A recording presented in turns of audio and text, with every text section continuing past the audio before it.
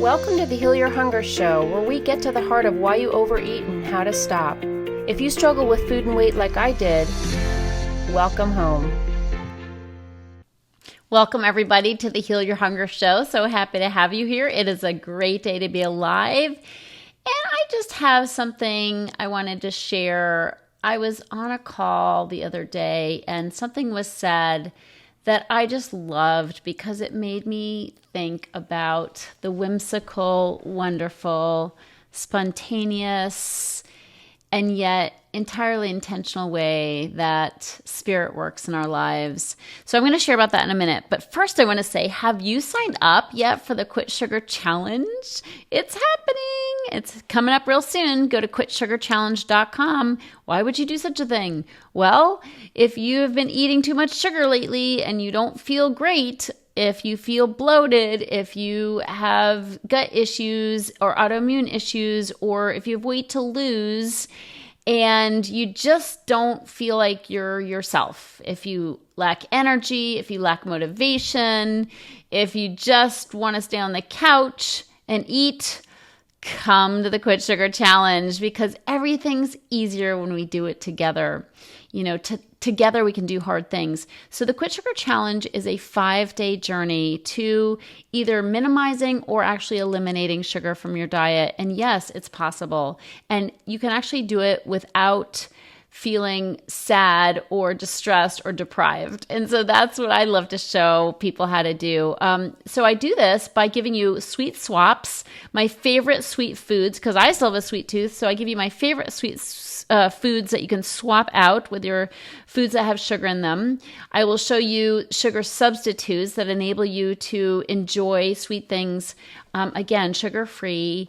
I also deep dive into emotional eating and how your connection to sugar may be more emotional than you realize. It's not just a physical thing. Sure, you got to cut the sugar out of your system. Give yourself 5 days to be sugar-free so it gets easier. Overcome the detox period and then just feel better being sugar-free within 5 days. But we also need to address the emotional connection too. So that's what I do on the mindset calls that are part of the Quit Sugar Challenge. There's so much that is offered in this. It's super, super, super incredibly inexpensive. So inexpensive, it's almost free. So go to quitsugarchallenge.com and join us, or go to healyourhunger.com and you can find a link there. Okay, on with the show. So I had a friend the other day on a Zoom call say, on account of one thing leading to another. That's all she said. She said, I mean, it was in a context, but she just said the words, on account of one thing leading to another. And I just had this little spiritual download that is how God works. God works in mysterious ways, right? And how many times have you looked back on a situation and realized that one maybe unfortunate event led you to seek some kind of help, and then that kind of help led you to meet a certain person, and then meeting that certain person led you to a new career, and all of a sudden you're in a career that you love on account of one thing leading to another. Or perhaps your life is currently being transformed by Heal Your Hunger. You're a Heal Your Hunger family member, and you're on the journey of overcoming emotional eating.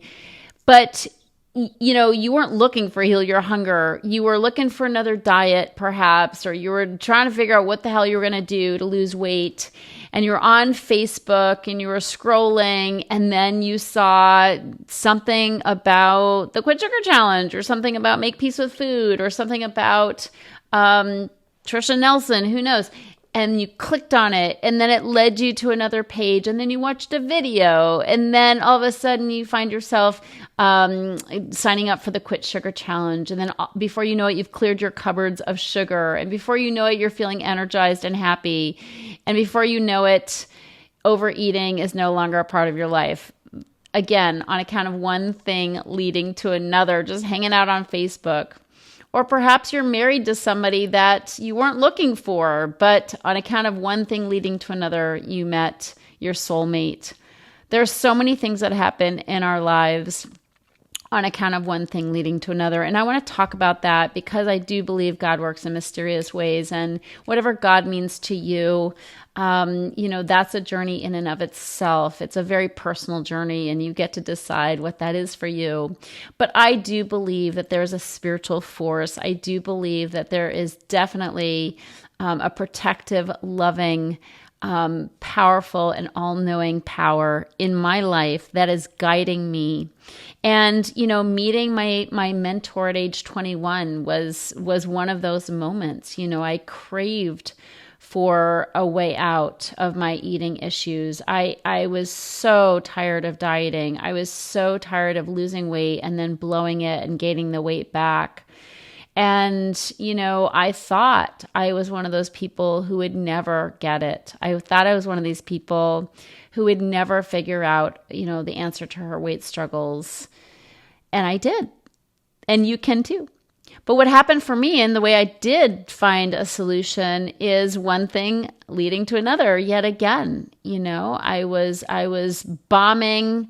I was failing at a 12-step program I was in. I felt hopeless, but I began to pray. And I began to pray.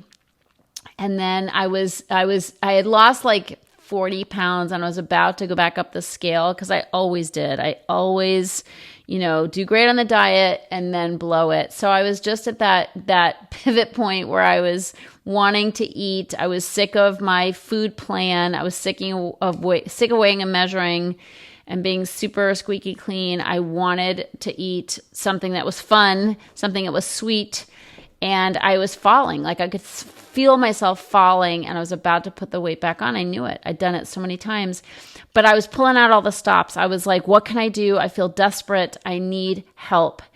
And one morning I went to church, which was not my normal thing. I didn't normally go to church, but I went to this sweet little church. I was in the city of Seattle. I went to a sweet little church.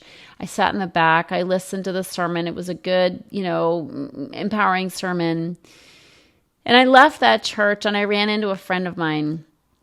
And she's somebody I knew from the program I was in, the 12-step program I was in. And she was bombing too. And I knew this about her. But all of a sudden, she came up to me and she said, Tricia, I don't have to work so hard anymore. She said, Tricia, it's over. The fight's over.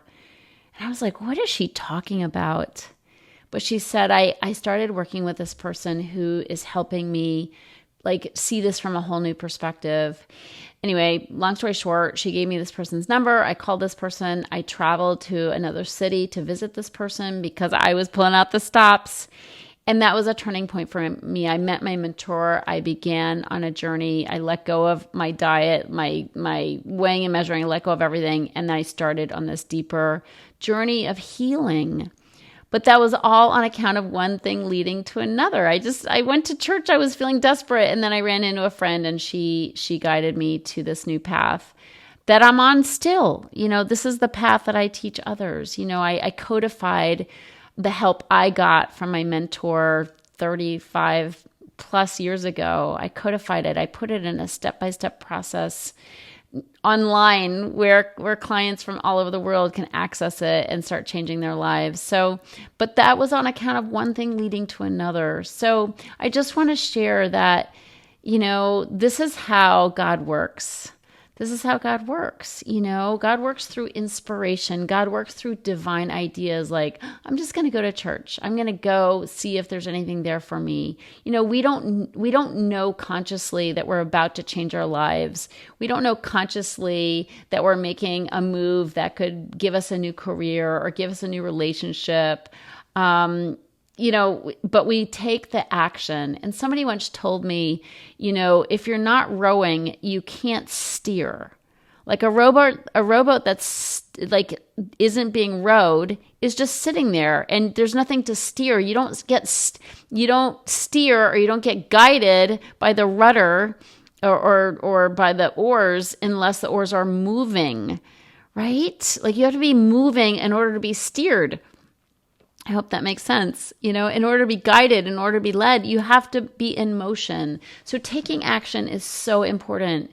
Turning the next stone over is so important. And if you've been struggling for years with food and weight, really, really important that the struggle that you've been on, the many years you've spent, because it is a lifetime journey, our relationship with food, isn't it? I mean, you have to eat.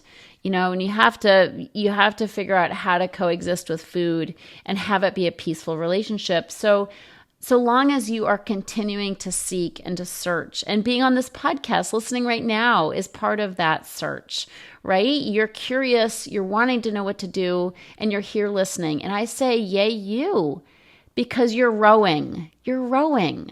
You're staying in motion. You're staying curious. You're turning those stones over to find what is the right next step for you. And God guides us when we're in action. God guides us when we're curious and we're seeking, and so keep rowing. I love that you're here. Maybe the next step for you is to sign up for a breakthrough session. If you go to my website, you can literally talk to somebody on my team about your relationship with food and about what right next steps you can take. That's action. That's rowing. Okay. So you can also pray for guidance, and I'm a strong believer in prayer. Praying is so important.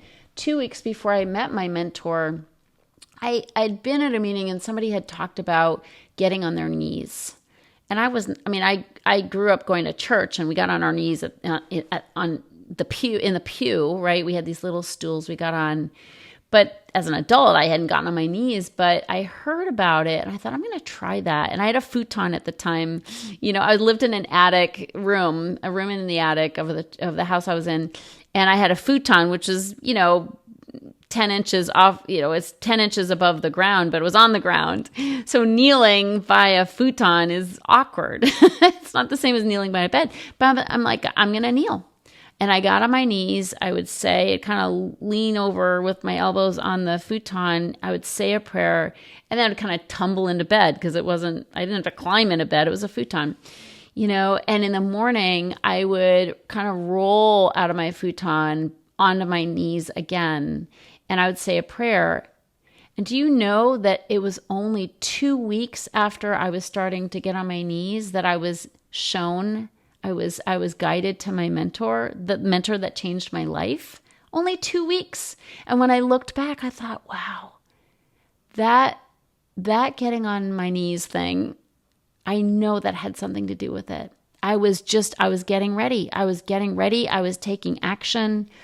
I did not know my life was about to change, but on account of one thing leading to another, my life changed. I was taking action. I was getting on my knees. I didn't know what the hell I was doing or whether it would work or why I was doing it. It was the next right action. But on account of one thing leading to another, I believe it played a big role in my being guided to my next right move. So it's really important that we listen to that guidance. It's really important that we pay attention, but we don't know where that guidance is going to come from. We just have to stay in action. We have to keep rowing. One of my favorite sayings is when something happens that it's like, it seems coincidental, but you kind of, if you're spiritual, you're like, that might have been God. And one of my favorite sayings is that odd or is that God? Is it odd or is it God? And those coincidences, where you suspect there's more to it than that. It's not just happenstance. You suspect that God is involved. Spirit is moving you or inspiring you to take the next right action. Is it God? Is it odd or is it God? I believe it's God. It's not just coincidence. But again, when we're in action, when we're seeking, when we have a heart to know and to learn and to grow, we can be guided. And also, I believe meditation plays an important role in our being guided, in our being able to listen. And I also believe that we eat sometimes to shut up the voice We eat so we can't hear the voice. You'll still be guided though. If you're praying, if you're in action, you'll still be guided. Just like you're listening right now. Heal Your Hunger could change your life if you take action and reach out for help. You're here, you're seeking. You might be eating, you might be stuffed from a binge, but you're in motion, you're taking action. And if you take more action, if you go to the website, this may not be the next right path for you, but it could be. So if you meet with somebody on my team, it could be the next right step for you. I believe that we all have an internal GPS, God-powered solutions. I believe you're being guided. I know I'm being guided. But we have to listen and we have to stay in action because you can't be guided when you're standing still. On account of one thing leading to another, you can have a whole new life. And I want that for you. Thank you so much for listening. I wish you all the best. I love you. I appreciate you. I know what's possible for you. And it would be my honor to show you and walk you through my step-by-step process to heal emotional eating.